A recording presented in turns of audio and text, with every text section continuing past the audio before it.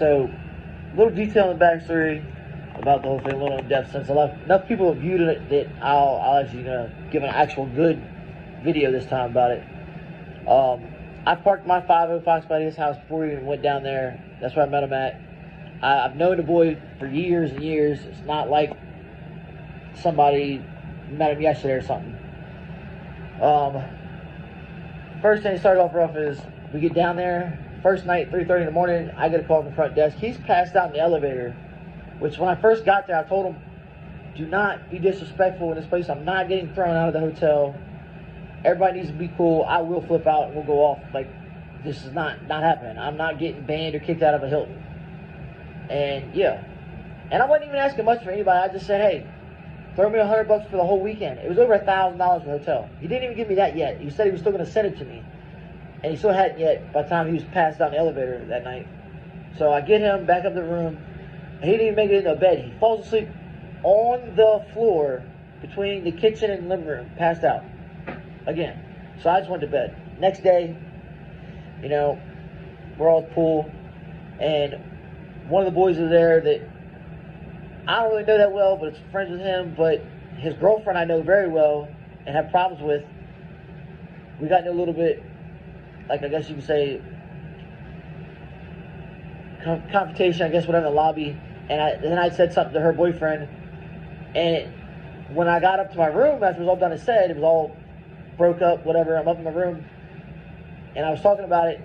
He started saying I wasn't going to do shit. I'm not touching him, this and that. And I was like, it has nothing to do with you. You shouldn't even be involved in this.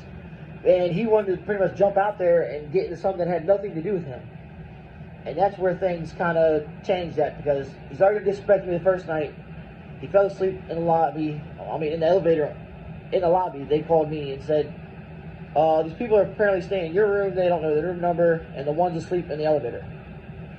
And I went down and got him. So that was pretty much disrespectful as fuck there.